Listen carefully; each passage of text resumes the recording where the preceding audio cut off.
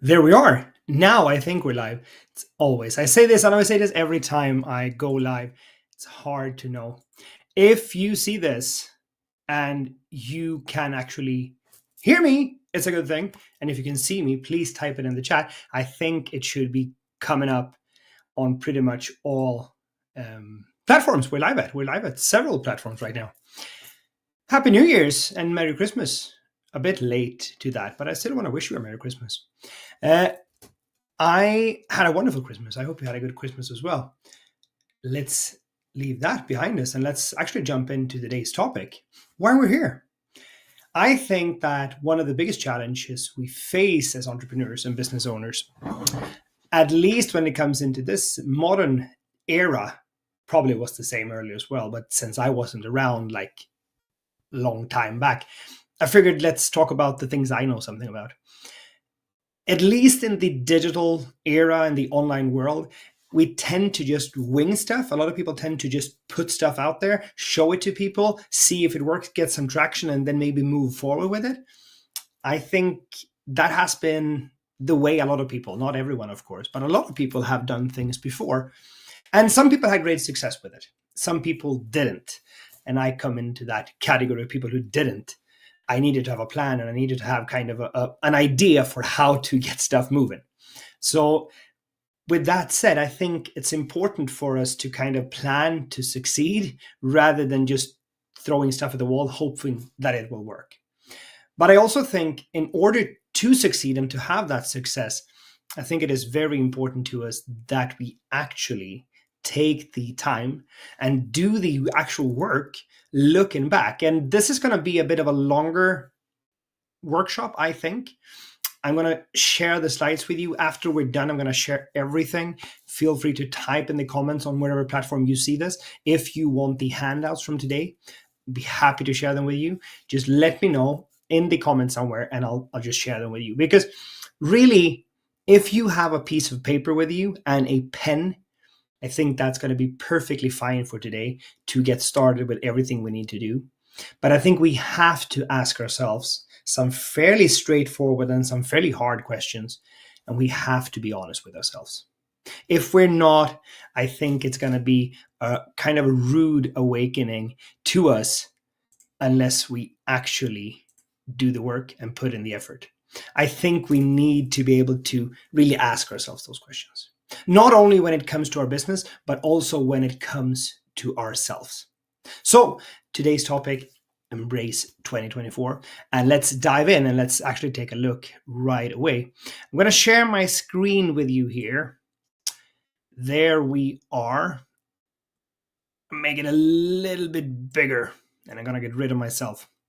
Put myself in the corner. There we are. Embracing 2024 and plan to succeed in a business and create. I think that's the outcome we should aim for all the time. Actually create the best year so far. And if I jump in here and let's get started. To make sure you're in the right place, I wanted to put in here, I think you're a coach. I think you work with some type of self-help. I think you help people who are struggling. And I think you have a burning desire to do good and to help others. I think that is a big part of the criteria for who you are in order to actually enjoy and get some benefit from today's training. I think this has to be you. Let me know if you have that burning desire to actually help people. Because I haven't met anyone yet doing this for well over a decade who hasn't had a burning passion in their heart to actually get going and to help people. And to a lot of us, as I said in the beginning, we tend to just throw things at the wall, seeing what sticks. And I don't want us to do that. So instead, today, let's look at what's happened. Let's do the look back. Let's do the reflection. Let's look inwards into ourselves. This is probably going to be the hardest question for a lot of you. And then actually, once that's done, with the data we gather, look forward and actually embrace this. And before we get started, some of the things we're going to cover today is going to feel daunting to some people. And I fully expect, I'm not saying this to sound weird, but I fully expect that some of you won't do the work here because this will take time, it will take effort, and it will be hard. But the reward on the other side, the reward on the other side of this is so much greater. So let's look at the first piece, the looking back part of this. And to me, when we do that, the real enemy is the things we should have done or the ifs. One thing I say all the time, Kesley and Olivia, they laugh at me when I say this because I say it so often. I think that what scares me the most as I grow older, as I navigate life, is that time is limited. I view myself as a strong 21-year-old. My hairline tend to say something different. So I think it is important for us to look back. And today we're going to look back on the year that's passed. We're going to look back on 2023. We're going to look back initially here. We're going to look back on your business. And the questions here that I'll show you right now are questions I want you to answer for your business. And if you don't have the actual answer ready right now, that is perfectly fine. Come back to this video and walk through this again and again and again until you actually have them. Looking at your business, the goal needs to be to make profit. It needs to be reaching people. It needs to be getting out of a place where not enough people know what you do or not enough people actually see your stuff. We need to get it to a point where you have a big pipeline of people flooding your business. Meaning we need to look at how many leads did you actually get this year. I wrote this before Christmas, but last year, in 2023, how many leads came into your business? That is going to be a good indication of the amount of profit you have in your business. Some people find it, when we talk about business things, find it hard to relate to making money because most of us come from a place we want to serve others, we want to help others, we want to be a force of good in the world. And I 100% agree with that. But I do think if we're going to run a business, we have to run that in a profitable way. And if we're going to run a business in a profitable way, it needs to bring in leads. It needs to bring in customers and clients. So looking at the number of leads that came in, it's a very good indication to start with. So I want you to gather in your CRM, in wherever way you do this, how many leads came in last year. And I also want you to think about, all right, those leads that came in, where did they come from? Did you run ads? Did you do organic? What did you do in your business? Where did that happen? How did the leads get to you? How did they find you? I, for one, am a firm believer, and the older I get and the more experience I have with running a business, the more I get utterly, I get convinced more and more, that's what I'm trying to say, that we need to be running ads. Because if we don't, it takes so much energy, so much time to reach people. If you're a fan of doing everything organic, hats off to you. I think that's awesome. The downside to doing your business 100% organically is that it takes so much time, it takes so much effort. Putting together a really good ad with a really good structure that brings people in works 24/7. You can count on it's reliable in a different way. Yes, there is an investment up front in terms you have to pay for the ads, but it's worth so much more in the back end because you have a consistent, reliable way to get leads. So how much money did we spend last year on ad spend? And what was the average cost per lead? This is one of the key metrics that we need to look at. And if you're sitting here watching this and you have no idea what I'm talking about, that might be because you're early in the startup phase of your business, or you have the business up and running, but you haven't been running ads. And that's perfectly fine. Stick with me. We'll get to these points. But I think it's important to stay with the ads for a little bit. Any lead we bring in, if we bring it in from organic traffic, if we bring it in from us going to a networking event, if we get them from posting on Facebook, there's always a cost associated with that. The cost can be in pure ad spend. I spend $10 and I get one lead. Or it can be 8 hours of me creating a YouTube video, putting it live, and from that video getting leads. There's always that cost associated. So if you haven't paid in hardcore cash for the lead, there's always some of the cost associated. So what was the cost per lead? This should be a metric that you have. A good cost per lead is a vital metric to measure in your business all the time. And now we're at the end of the year. I tend to do this at least every quarter, year round. So 4 times a year, I sit down and I do this review to make sure we're on track and make sure to do correctments or correct the business basically if things start to go bad or wrong in any way. As soon as we can catch that and shift, I think it's important. So what was the cost per lead? The next thing, this is one of the most profitable things we can do in a business. How many emails did we send? How many emails did you send last month? Let me know in the chat how many emails you sent out in your business in December. Anyone who dare tell me? 9, good. 46, better. 17, 0, 0. Quite a few zeros. If you don't send emails to people, how will they know that you are there? How will they keep you top of mind? How will they know that someone is there, that you can actually help them in one way or another? To me, emails is one of the most important things, and I can back this up. I'm not gonna pull up the data today, but I'll be happy to do a training on this in the future. But the data shows inconclusively, it's 100% certain that the amount of emails you send directly impact the amount of profits you have. So how many emails we send out is important. My aim on a regular month should be somewhere between 30 and 50 emails. That is at least 1 email a day. Now, I don't always send 1 email a day. There's ways we can do this, but always get emails out to people. And the emails, by the way, is not, hey, buy this, buy that, buy this, buy that, buy this. It can be that as well, but look at the next thing. How much nurture content do we send? This, what we're doing now, is nurture content. I'm not selling you anything. I'm walking you through a process that I use for my business to help you. This is purely me doing education for free. That's nurture. Of course, the end of that is that you might actually like what we do. You might actually think that, hey, that guy knows stuff, and you might want to work with us. Perfect. But it's not the main reason why I do this. The main reason we do content like this is to help others.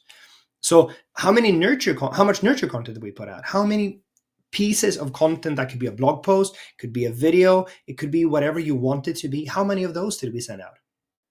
How many? And how many promotions did we do? You would be amazed if when I come up to a company or a client and we sit down and do an audit. What we ask, one of the first questions I ask is, what was your 3 biggest months in terms of sales? And we write the numbers down. All right, what was the 3 biggest campaigns you had? And we write those down. And when we look at this, the 3 biggest months and the 3 biggest campaigns tends to be the same, right? And then I ask, all right, this one that made you the most money, that was very profitable and it worked super well for your business, why aren't we doing that again? When was the last time you did this? And often it's almost a year ago and they haven't done that again. We think in our minds that we have to be so creative all the time, that we have to constantly get a new crazy marketing idea and we need to put it out there and we need to put it out. No, you need a good offer. You need a good offer that people actually want to buy from you. And when you have a good offer, you can put that offer to the world, not all the time because people will get bored of hearing about it, but you can put that offer out and you can run promotions on that indefinitely if you structure it correctly. Well, how do you structure it correctly? Well, that's a separate training I would love to do as well. But we need to structure it in a way so that it makes sense. But how many promotions did we do? I actually see a typo. It's good when you do this. How many promotions and what promotions did we do? That was the second. I have 2 of those. But what was the promotions? I think that's a valid question as well. Did we do webinars? What did we do? How many and what type of promotions did we do? Then we get to the second one. To me, there's a couple of metrics here that stand out. The first one is cost per lead. Then we have how many booked calls did we have? Because we need to book calls to actually talk to people, to audition them to see if they would be good clients. Not the other way around. We don't do sales calls to try to convince people to work with us. We do sales calls or enrollment calls to see if we want to work with a client, if we can help, if it makes sense for us to help them. Big mind shift. They are auditioning to work with us, not the other way around. And you should implement that thinking in your business as well. Really, that's a big one. So how many calls did we have? How many booked calls did we have? And how many people actually showed up to the calls? Some people have a show up rate that is way too low. Let's say you book 10 calls and only 4 people show up. That's 6 missed calls. If you have a lot of missed calls, chances are you don't have a nurture sequence. You don't have a campaign or a nurture workflow or nurture campaign leading up to the call that keeps people engaged. And there's easy fixes to this. So if you have a lot of booked calls, but people tend to miss them, easy fix. That's one of the easiest things we can do. Fix in a couple of hours, you can fix that. But how many people don't show up to a call? I have the benefit of putting together this. So when we do our calls, the vast majority, over 90% of people show up to the calls or they reschedule themselves. But we want to make sure, because my time is valuable, your time is valuable. We can't have a situation where we're sitting in front of our computer, ready to go. We have our coffee ready, and then no one shows up. How many of you have felt that disappointment of like building up for that call that, oh yeah, I'm going to sit down, I'm going to talk to this person, I think we're going to work together, it's going to be great, and then they don't show up? To me, that's a devastating feeling. It's one of the feelings that still to this day stings the most. Nowadays, I know that life happens. Like maybe something came up last minute that they couldn't do anything about. But earlier, I kind of took that personal. I took that as I wasn't good enough. They didn't want to meet with me. Now, of course, that wasn't true. But in my mind, that's how it felt. And that's kind of the perspective I had on it. So what I learned from that is make sure to have a nurture sequence that actually gets them to come, get them engaged enough. So that's important to them. I'm guilty of this, and I'm sure you are as well. We find something cool online, we book a call, we didn't get a notification, it didn't pop up in our calendar, and we forgot about it. Don't be that person who's on the other end of that and feel disappointed they didn't show up. Let's fix that instead. So from those calls, then, how many people converted into actually becoming clients? I think we have 3 main metrics here that we want to measure. How much does it cost to get a lead? How many people book calls? And how many people actually buy your services? I think those are 3 main metrics. There's a bunch of marketing metrics we can measure in between, but those are the 3 main, I would say here. So how many people last year actually signed up to work with you? If you had 10 calls, how many people became clients? If you have 10 calls, just give or take, an average close rate on that is around 3 people. So 30%, 25 to 30%, that's an average close rating for that. If you structure this correctly and make sure to, instead of having people kind of come in as cold to a sales call, if you nurture them correctly, I had over 75% close rate on my calls when I did a lot of sales calls, because we taught people beforehand what we did, how we did that, how that worked. So people came to the call already kind of knowing what to expect and then almost ready to sign up. So make sure the nurture sequence is so important. Make sure you have a fan coming to you. Not a fan, but a fan, someone who really likes you and your business. And you can do that easily with a nurture sequence leading up to the call. That way you can almost like just take the order, so to speak, instead of having to try to sell them on something. We don't want to sell people. We want to talk to people and help them. So how much do we make per call then? Well, that's an odd question, you might think, because we don't make any money unless we close a client on the call. Well, we actually do. Let's imagine for a second that we get leads for $10 each. And we spend 10,000. Oh, sorry, we spend $1,000 to get 100 leads. If my math is correct, that's going to add up correctly, right? So that means we spent $1,000. We have 100 leads. Of those leads, let's say 20 of them convert into a call. And let's say, for the sake of it, 15 people show up to the call. 15 people show up and you close 5. That meant you spent $1,000 to bring in 5 new clients to your business. Well, then we have to ask ourselves, they found 5 clients, but what are each client worth? So let's say each client is worth $3,000. That's 15,000, right? 5 times 3, 15,000. Math. So that's 15,000. But that means you had 15 calls and you have 15,000 divided by 5 calls. That's your earning per call. Meaning you take the total revenue and you divide it by the number of sales. Does that make sense to everyone? I realize I might have butchered that completely. Let me know, did that make sense to you? Did you understand what I mean? If you bring in 5 clients and you bring in 150 or 15,000 for that, that is what you divide by the numbers of total calls you actually had to make sure. In that case, each call would be worth $1,000, meaning you would happily pay $1,000 just to sit down on a call with someone to see if you would work together with that math. But for your different business, it's going to be different, right? So you have to make sure to stay on top of your numbers and your metrics. Cost per lead. How many people do actually book calls with you and how many people become clients? 3 main things to ask ourselves. I'm going to jump ahead to the next page in all of this. Clients. How many new clients? Because there might be old clients that continue to work with you. And how many client success stories did we publish? If you don't publish success stories, you definitely should. And what do I mean by a success story? Well, I mean, it could be either someone saying, I worked with this guy or this girl and they were awesome and helped me so much. A testimonial. Awesome. Good. Post those. How many testimonials did we post last year? But it can also be how many case studies did we put together? And if you haven't put together case studies yet, I would strongly encourage you to actually put together case studies.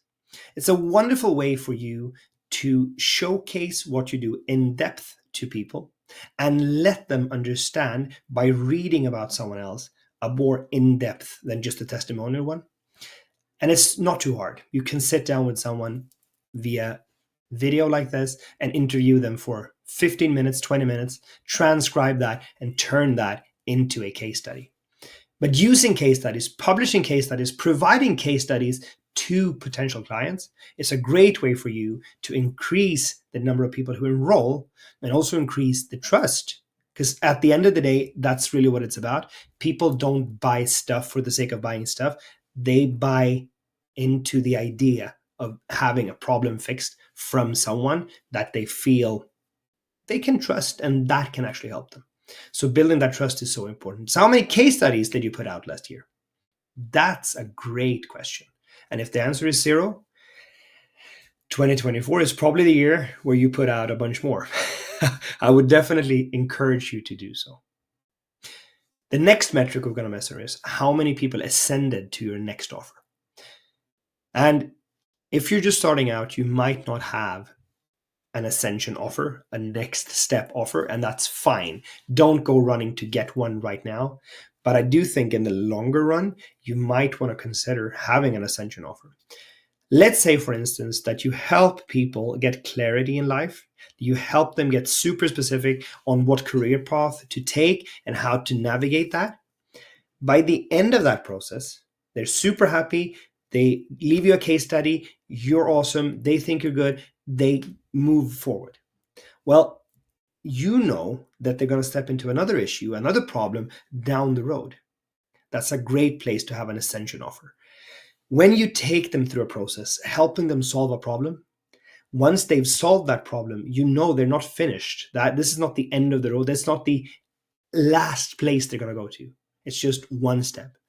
Have the next offer. Otherwise, you're just creating customers for someone else where you might be the perfect provider to help them actually get to the next step and the next and the next, ascending them up a ladder, helping them more and more and more.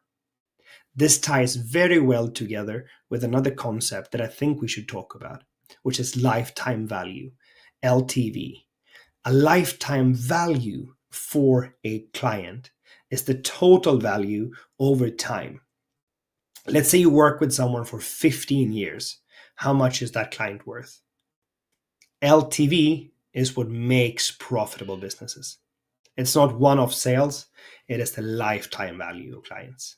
So you want to make sure that's high. You want to make sure to ascend people through a process that actually gets them good results they love. So how many people did ascend to that next offer? Then looking at the total revenue. How much cold, hard cash did your business bring in last year? And how much expense in total did you have in the business last year? This will, of course, tell you the profit you had. And looking at the profits, I want you to start shifting in your mind that the money's left is your money. It is not your money, it's the company's money. And you should have been compensated in a fair and good way from the time and energy you spent. But you need the money that the company makes to make the company more money. Does that make sense to everyone? The company needs to fuel itself. For a long time, I took all the money the company brought in, I paid the expenses that I had, and the money that was left, I took and I paid the mortgage, I bought the new car, I did that, and we did. So that's the way we did. The issue with that is then the company has almost no traction, no leverage in itself to actually grow. A much, much better way is to reinvest the profit into the business. We talked about ad spend earlier. That's a great way to put your money. A great place to put in more leads and get more calls and get more people to enroll. Now, we don't necessarily need to constantly enroll more people. That's not what I'm saying. A healthy business could very well be a business that doesn't bring in new clients all the time. But if you don't make enough money, having a system, and this is important, having a system that takes people in and get them to become leads, calls, and clients is going to be the most valuable thing you can do, more valuable than Bitcoin. More valuable than Bitcoin. Then you get how much it's worth, right? So make sure to reinvest that profit back. Takes me to the next then. How much does it cost to run your business per team member? If it's only you, well, how much does it cost to have you? If you have a team, how much does it cost to have the entire team? Looking at this, I think in my mind that every part of a business needs to make money. We can't just have a business that part of it makes money and the other part doesn't. Unless they're connected directly so that it ascends, then it can work. But I want to make sure that each part of the business makes money. Now, how do we make money in the accounting department? Different story, different topic for another day. But we still need to make money. So how much does it cost to run your entire team? And what is the total profit margin per offer? If you have 5 offers, does each of them make money? I am fine with us having an offer in the beginning that doesn't make us money, but at least covers a lot of the ad cost. I'm happy with that. But we need to then have a process and a solid way to get them to ascend so we make money. And if you're starting out, we need to make money. We need to get profitable fast so we can reinvest the money. To me, that is incredibly important. So looking at the profit per offer, but also looking at the profit for the business as a whole. A healthy business, in my point of view, in the coaching, self-help area, industry niche, should be making at least between 20 and 30% in profits. At least. If you're lower than that, when you do the calculations on this, there is something off in the business. There is something that needs to be fixed, and we'll get to that in the next section. But if you're lower than 20 to 30% profit in your business, we need to tweak it, we need to fix it, we need to do something about it as soon as possible. All right? So this, to me, is the first piece of all of this. The questions we need to ask us as we look back. And the biggest takeaway for me from this process is, if we know the facts and the number of the past, we can create a future that we choose.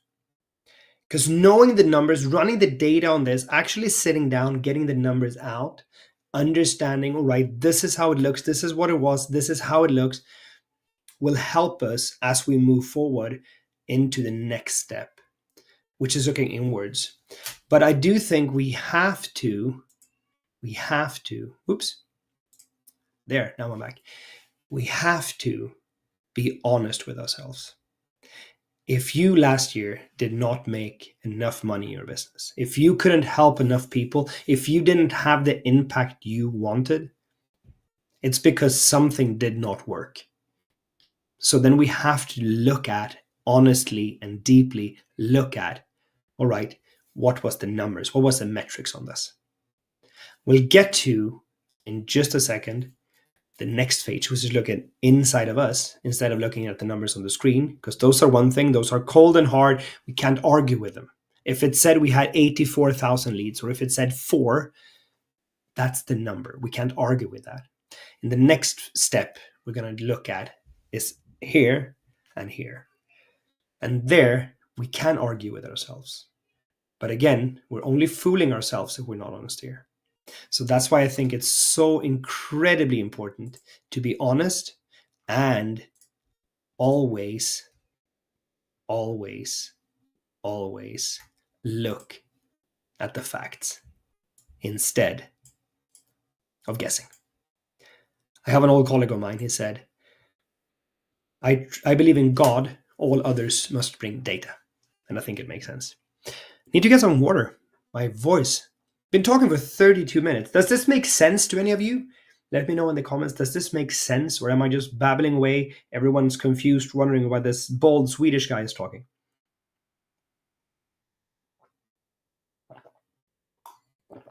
And how many of you actually have this? How many actually have the data ready to go so you can actually look at it? Super interesting to know. How many actually have the data and the answers to the questions done already so you can look at them?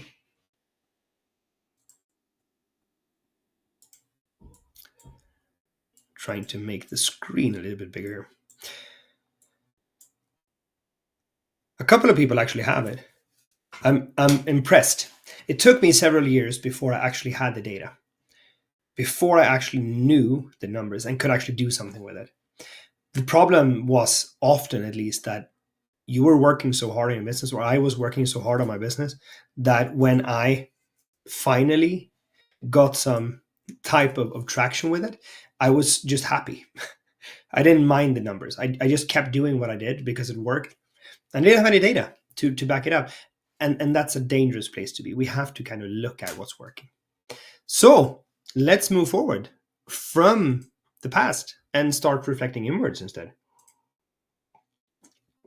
This is one of my favorite quotes from one of the oldest books, I think anyone knows, Sun Tzu, The Art of War. If you know your enemy, if you know the enemy and you know yourself, you need not fear the result of 100 battles. If you know yourself but not the enemy, for every victory gained, you also suffer a defeat. If you know neither the enemy nor yourself, you succumb in every battle. I get goosebumps, literally.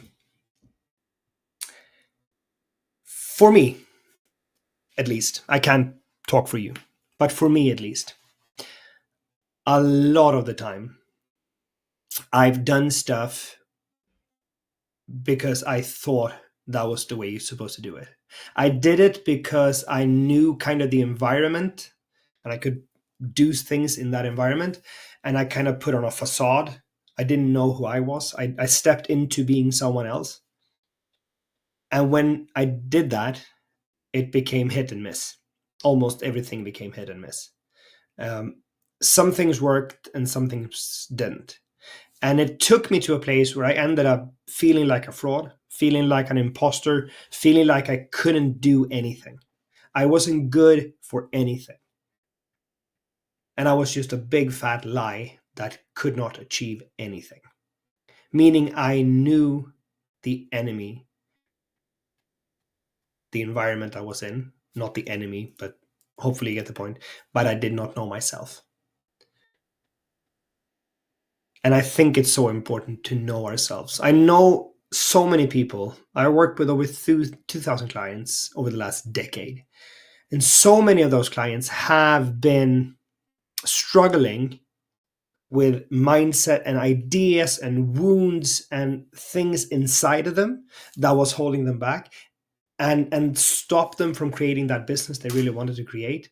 So I think it's so important for us to look inwards and see what needs to happen on that side. And the questions we have here is how and what does success look like in 2024? What does success look like for you in 2024? And what I mean, because the next one is how does it feel? But let's first start with the look like. And let me know in the comments below. Share your thoughts here. It's a bit of a delay, so if I don't see it directly, I'll come back to it here. But how does success look to you next year? That could be driving that new fancy car, living in that fancy house, doing these travels. How does that look? Making $1 million. What does success look like for you in 2024? And how does it feel? Completely different things. Connected, yes. In reality, two different things. When we look at the things that, like the first question, what does it look like? Those are things people can see. It's something we can grab onto, we can touch, we can taste, we can read, we can do something with. One of the biggest shifts that I had in my life was when I did not have to worry about the business working and the feeling of getting up in the morning, not having to check my phone, not having to look at the emails, not having to do any of those things, but to be with the kids, go up, do breakfast, go out for a run, live life, knowing that things worked. The feeling of success was less stress. I'm not going to say no stress, because the beauty of doing something like this, running a business, the beauty of it, again, my perspective, is that the amount of problems or issues, they stay the same. It's just the magnitude of them. And I had a friend of mine, he said, I think it's a wonderful quote.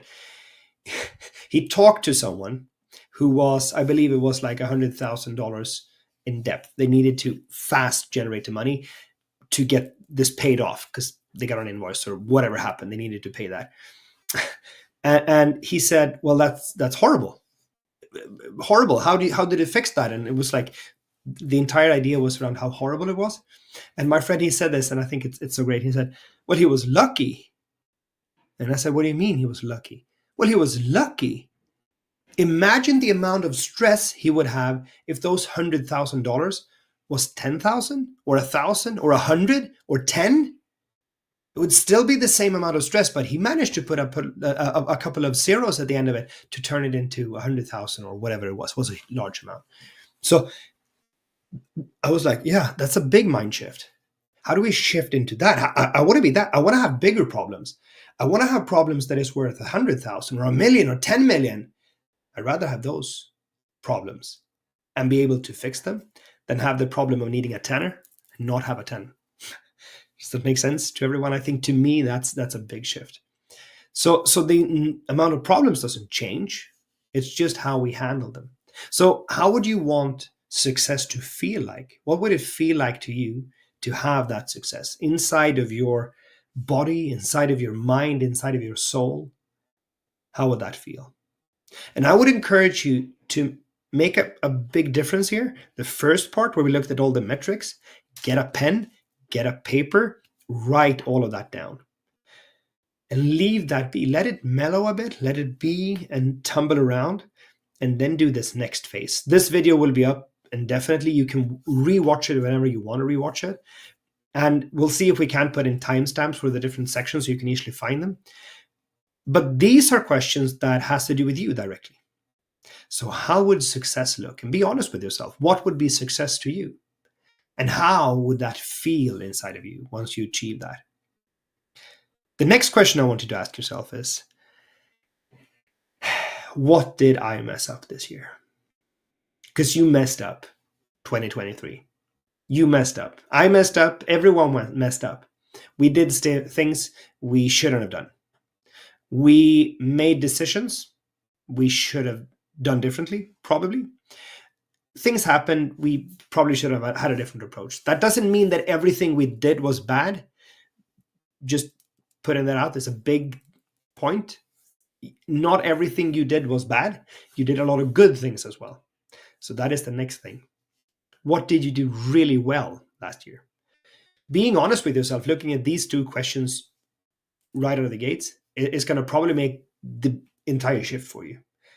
If you sit down before you go to bed tonight, if you sit down on your bedside and think about the things you knew you should have done today, but you didn't, in that moment of darkness in your bedroom as you're going to bed, that honesty with yourself, that self-care, to me, one of the most important parts of self-care, the honesty saying, I should have done that. I didn't do that. I'm not going to fall for that tomorrow. I'm going to make sure to get that done tomorrow. You know already what you need to shift. The question is, how will you shift it? So what things did you do that probably you messed up with? And what things did you do where you actually did something really, really well? Write those things down. Don't ponder. Don't push yourself down here. That's not the goal. The goal is to find out these are the critical pivots that I did.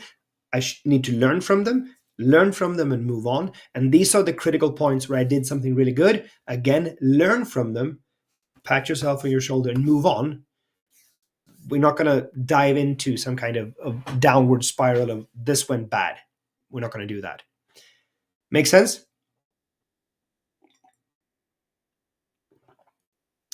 Thumbs up? Yep. Good. Let me know if it doesn't. This is fairly interactive, even though it's through text. Shoot any questions, anything you have, I'll be happy to answer them. So who helped you last year? Who helped you last year? Who took you from a place where you were to where you needed to be? Or who helped you done anything? And I'm not just talking about you as a business or you as a person. Who helped you? And what did they do for you? These might be people you want to partner with. These might be people you want to build a team around or work together with or partner with to do more stuff. And who held you back? This one is hard. At least it's very hard if you come to the conclusion that the person holding you back is someone close to you.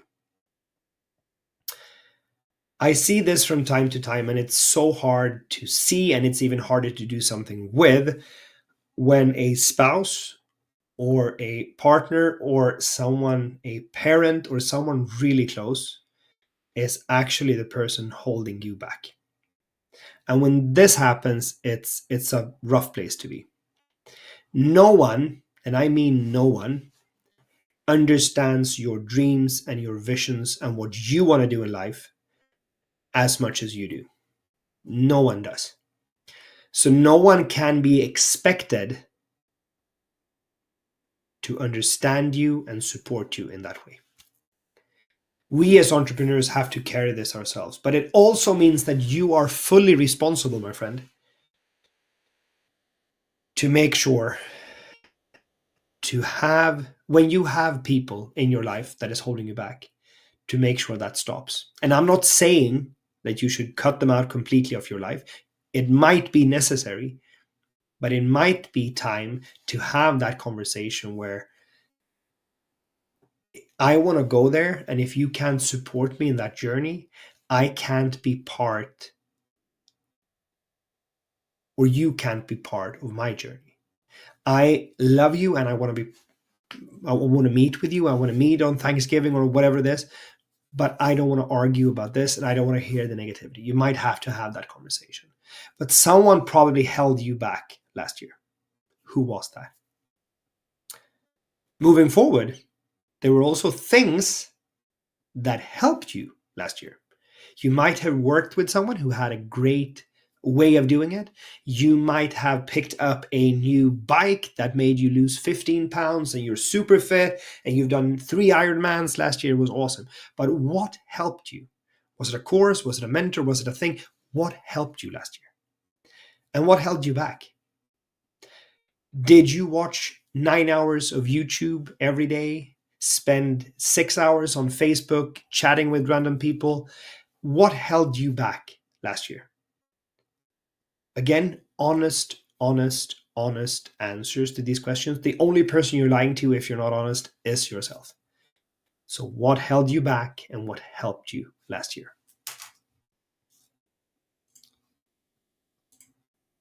And the big one, really the big one. What kept me from growing, or what kept you from growing? As a person, because I do think we have to grow as people, as human beings, we have to grow in the same pace as our business.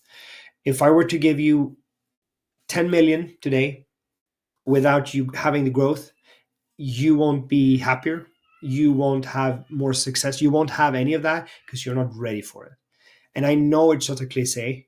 When we don't have the money, we think that having it fixes it. And then someone said, I'd much rather cry in a Ferrari than cry on a bike. 100% agree. But I do think that we have to grow as a person in order to actually have the impact, because I think that's what it's about at the end of the day, and achieve the level of freedom that we want to achieve. So what kept you from growing last year? What was holding you back? It's a big question. And again, these questions demand, if you want to get result this year, 2024, or any year moving forward, it demands you answer them honestly. You have to. Otherwise, there's no point.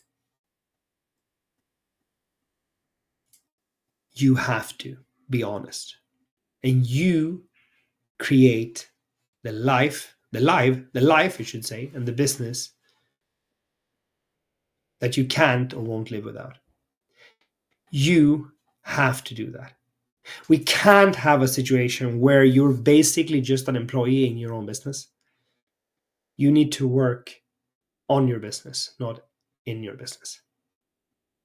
And you need to create, I think it's so important to always keep this in mind. You have to create the best life you want. Life you want. Your business is leverage. That's what gets you the money to do it. But at the end of the day, we're humans. We want to live our life. Honesty, answering these questions honestly and truthfully, pondering them, thinking them through. What was it? And then correcting course for next year. That alone, that in itself will help you so much. Trust me. Trust me on that one. We're going to move forward to the next part, the next step. Now we looked back, we looked at the data, we looked at the metrics. Now we looked inward. All right, what did I do? How did I do this? And how did it come together for me? Now we're going to look forward. Exciting. I think this is the most interesting part. And the interesting part of it is that we take the information we put together in these 2 steps into a reality for this year. That's the magic for me. And of course, it's not actual magic, but it's sort of magic because when we apply it in the right way, it turns into magic. So that's what we're going to do now. Everyone following along, does it make sense? Any questions so far? Feel free to drop questions if you have any. Be happy to answer them. And if you're watching a replay of this, also feel free to drop questions. We'll get to them. Someone on the team or me get to them as we look at the different platforms. All right. Looking forward.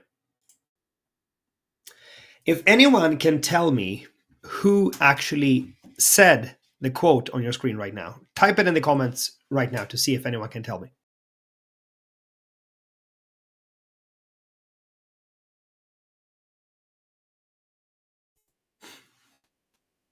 No correct answer so far.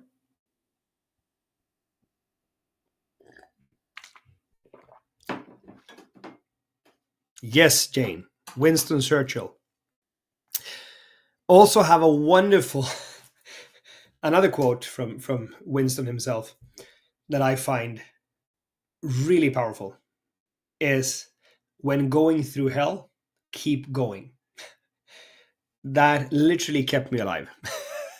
When going through hell, keep going. All right. Before we jump in, if you're still watching, we're 50 minutes in. Amazing. Good job. Awesome. You're great.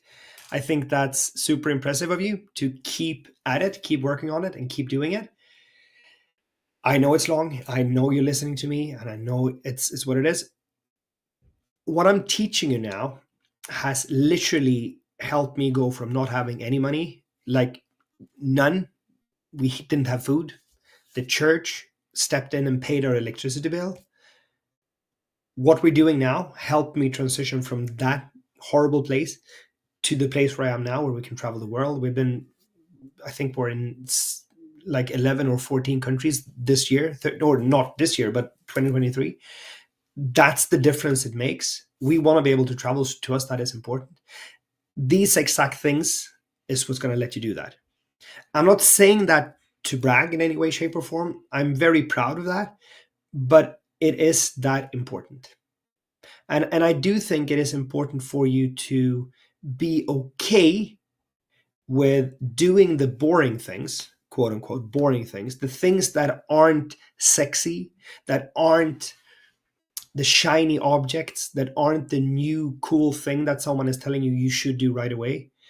These are the fundamentals that without these things, none of the rest will work. Trust me. Nothing will work.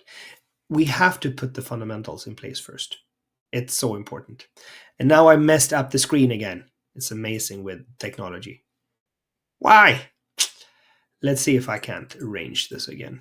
I want to be at the bottom here and fairly small, and I want to have this one bigger. Don't you love it when you mess with technology and this happens? There we go. Hopefully you can see it again. I think you can. All right. So looking forward then, the questions. You might be seeing a theme to this. There's always questions. This year, based on the data, based on the numbers, based on the facts you gathered in the look back portion and in the look inward portion, where is the business? Where is your business, my friend?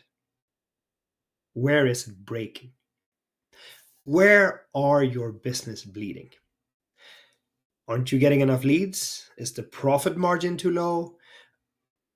People aren't showing up to calls, the ads, but where is your business breaking? And what metrics are attached to that? What metrics? How can we be sure that that's the case? So if people aren't showing up to calls, how can we be sure that the metric to that, what's the metric? Well, it's the show up rate, obviously. I'm going to stop playing around with myself on the screen.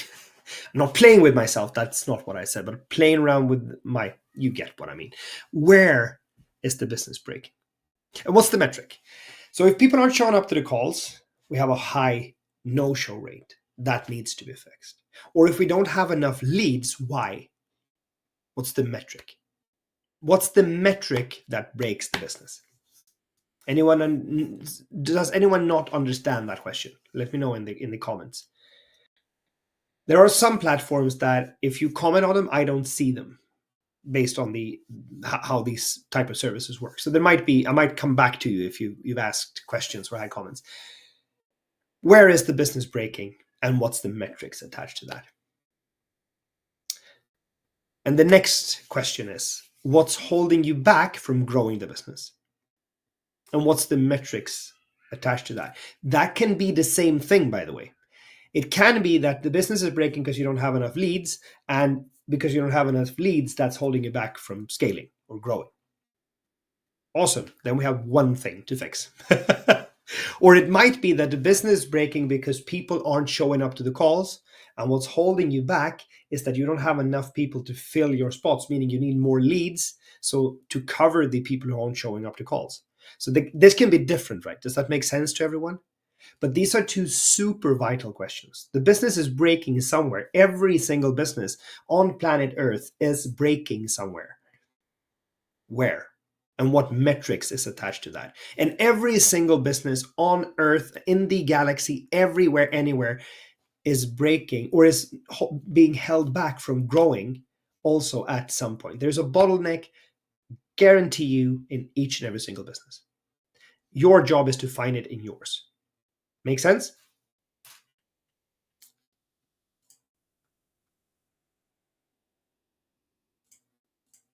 And now we get to the real do part. What's your plan then? What's your plan this week? What's your plan of the month? What's the plan this year? And what's the plan in 3 years? There needs to be a plan. We talked about that. There needs to be a plan somewhere. We need to put together it. So let's do it. Let's do that. As I said, if anyone wants these handouts, I'd be happy to send them over to you. Let me know in the comments below somewhere, and I'll share the slides with you so you have that. This little exercise is, at least to me, one of the most powerful exercises I've ever done. And it takes you on a journey 3 years out. That journey is not a dream. It is not just a concept. It is you setting the intention and then doing the things that need to happen to get there.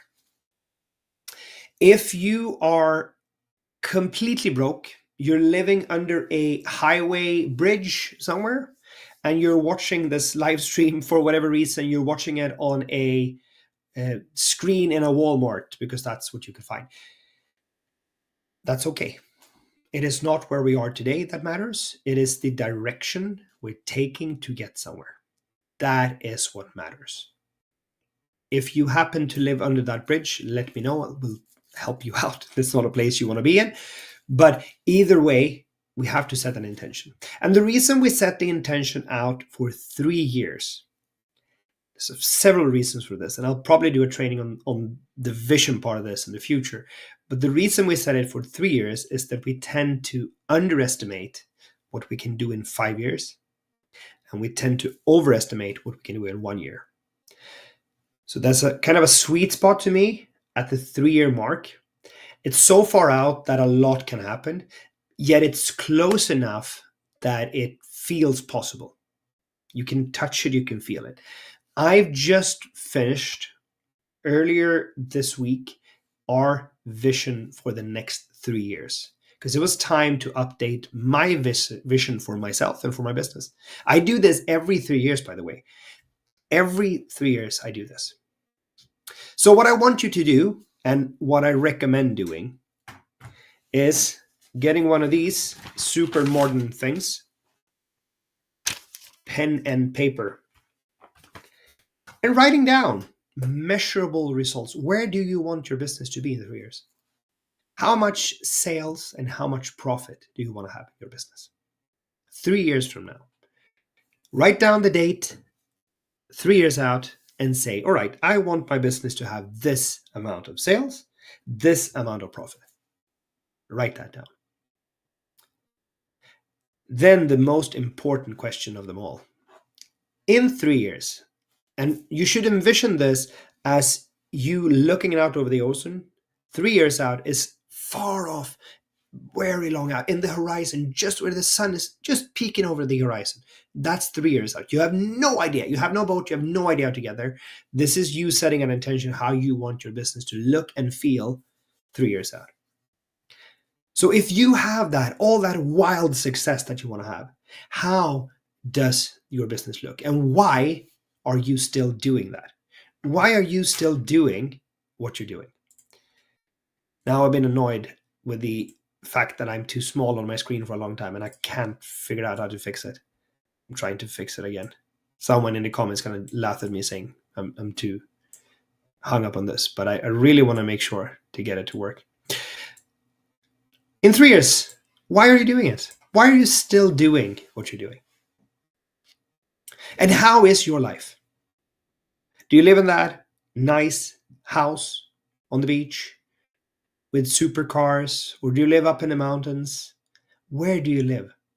How does it feel to be there? What have you created? How much leverage have you created for yourself? What have you done? And when I say leverage, if you said you had 1 million in sales and you had 500,000 in profits 3 years out from now, you can use that money to create leverage. You can buy other companies, you can invest in stuff. What's the leverage you created? No one in the history of mankind has built a church without money. What do I mean by that? I mean, with the best intentions, anything you want to do, you can 100% do, but you need money to do so. So we need to bring in money to the business to do good things. So what leverage have you created? And how does the structure of your business look? Are you still running it, or have you hired someone else to run it? Do you have a marketing agency or a marketing department doing it? How does the structure of your business look? And if you're alone, if you're a solopreneur right now, how does the structure look? If you have a team already, how does the structure look? 3 years out, write that down. And I don't expect you to do all of the tasks I've given you today in one sitting. There's probably going to be several sittings, and you might have questions. Come back to the chat on whatever platform you see this and ask questions, or come join us in the Awaken Entrepreneurs Hub on Facebook.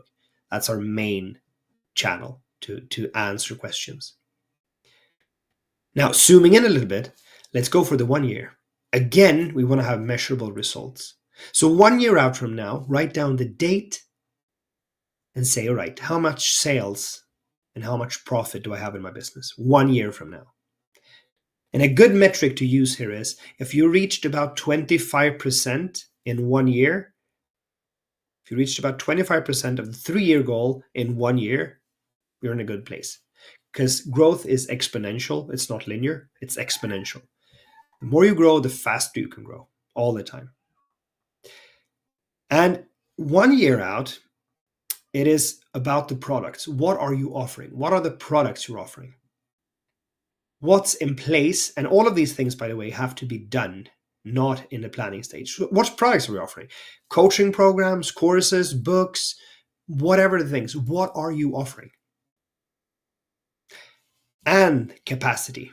If I were to 10x your enrollment a year out from now, where would it break? Where would your business break? If you are the sole coach and I give you 10 times more clients, probably your time would run out. That's where the business would break. That's what I mean.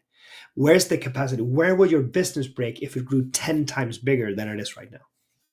Where is that? Because we have to keep those in mind. If you're a coach and you're the only person in your team and you get 10 times more clients, you won't have time. Meaning a year from now, you need to hire a new coach to support you and have double the amount of time, right? Does it make sense to you, what I mean by that? The capacity, where does it break if you were to get 10 times the results of the 10 times the enrollment you have today? Then moving in to 90 days. This is close. This is just 3 months out. This is the end of this quarter.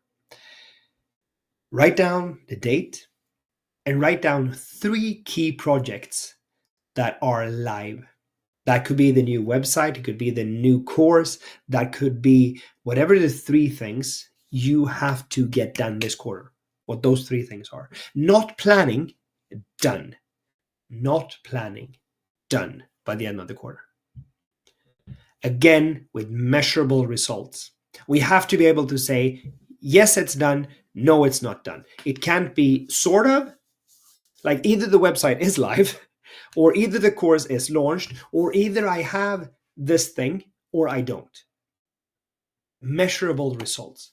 Notice that it's not measurable results in terms of sales and profit. There's a very good reason for this.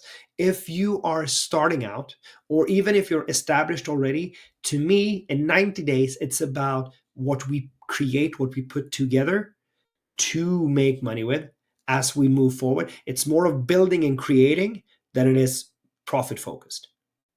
If we focus on the profit too fast, too early, there's a high risk, at least in my opinion, that we focus too much on the money and too little on the value we bring to people.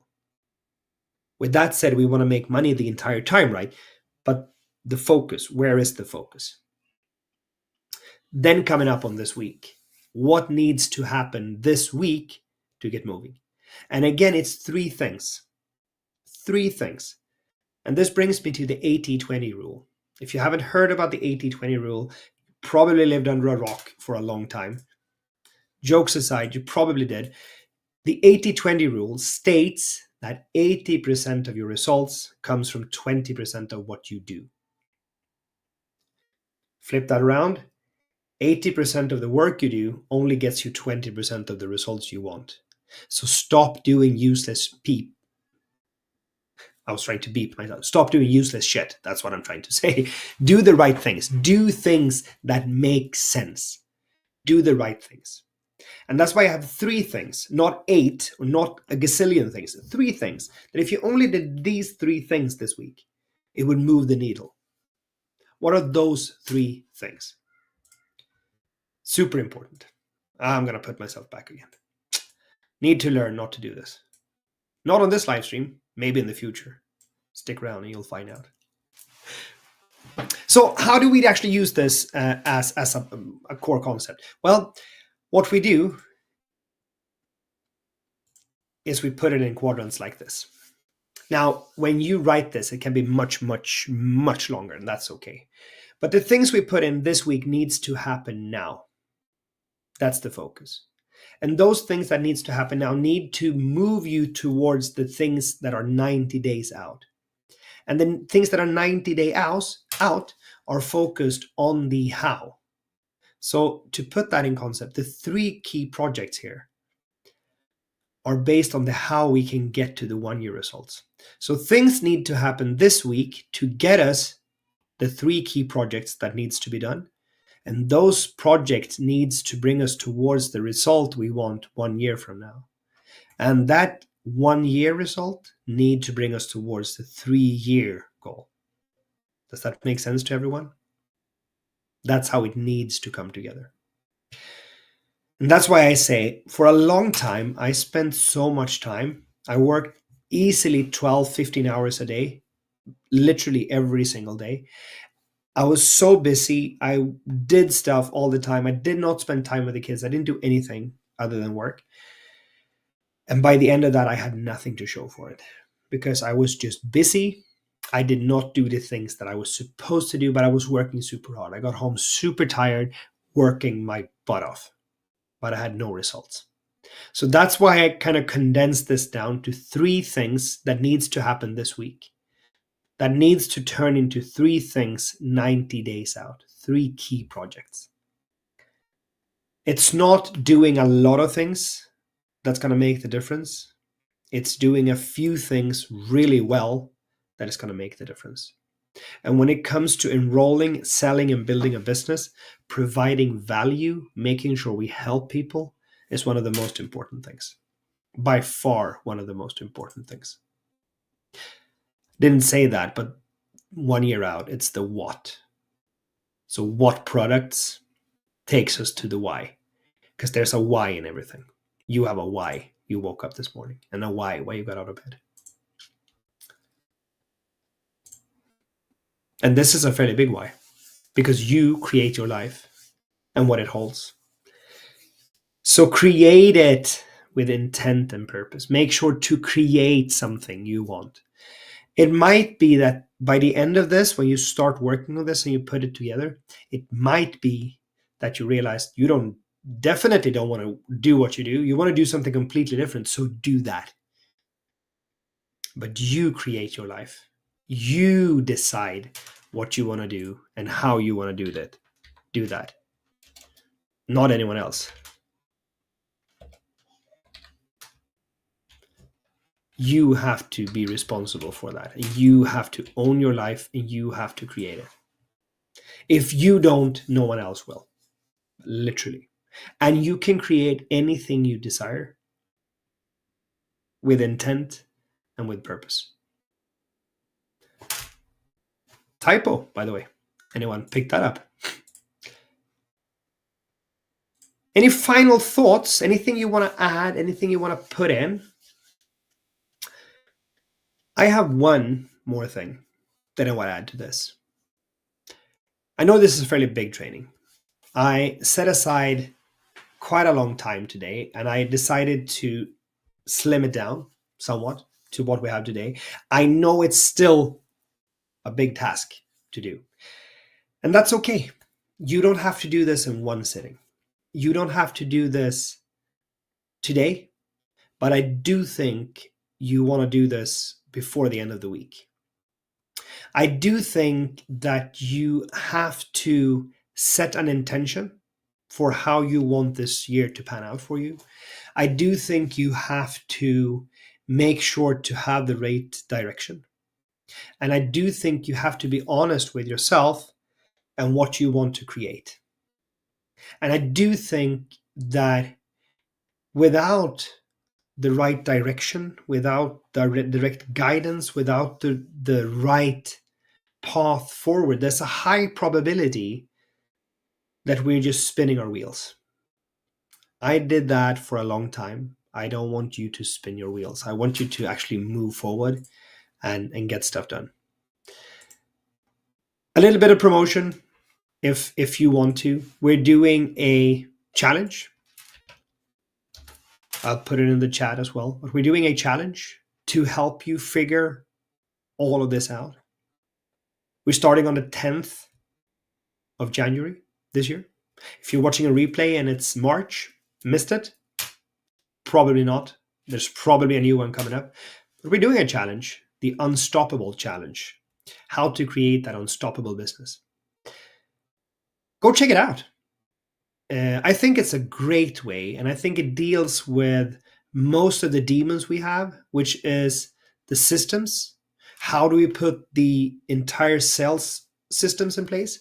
How do we put together an offer that is crazy good that people actually want to buy? How do we price that so that the metrics make sense? How do we deal with the mindsets and all the demons and ghosts we have in our minds and in our body and our souls? How do we deal with all the beliefs and ideas that we have to face when we grow as a person, when we grow as a human into something bigger?